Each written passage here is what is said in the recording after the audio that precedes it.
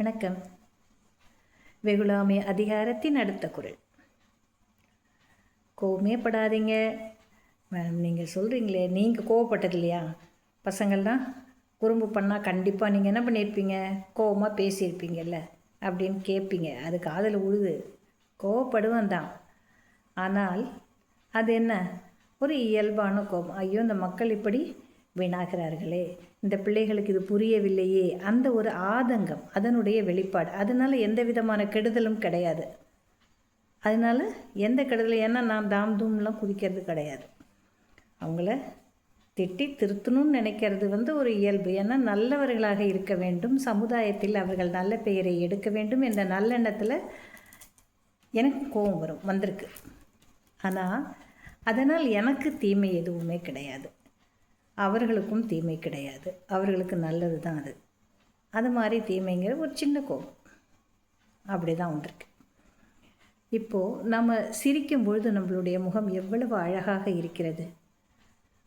நீங்களே பார்க்கலாம், நிறைய இடங்களில் நம்மளாம் சந்தோஷமாக சிரிக்கும் பொழுது நகை சிரித்து வாய் விட்டு சிரிக்கிறோம், ரொம்ப அழகாக இருக்கும். யாரை பார்த்தாலுமே சிரித்தா அழகு தான்.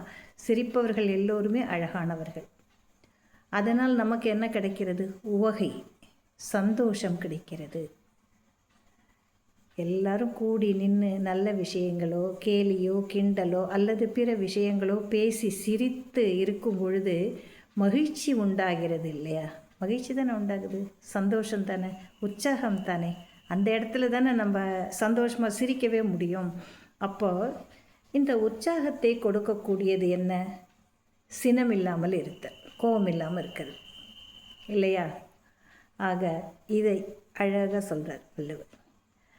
நகையும் உவகையும் கொல்லும், சினத்தின் பகையும் உளவோ பிற.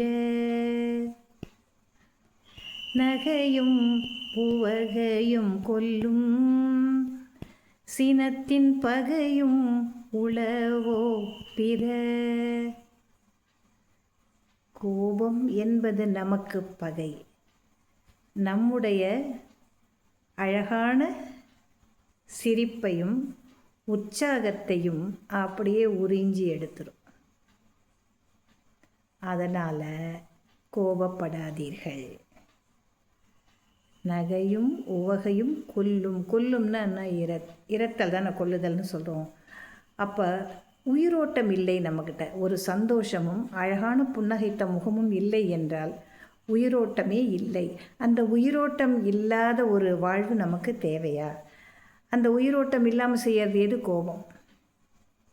ஆக சினம் என்று சொல்லக்கூடிய அந்த கோபத்தை நாம் கை கொள்ளும் பொழுது நமக்கு சந்தோஷமும் கிடைக்காது, சிரிப்பும் கிடைக்காது.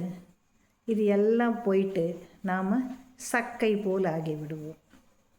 ஆகையினால் சினத்தை ஒருபோதும் கை கொள்ளாதீர்கள். நன்றி.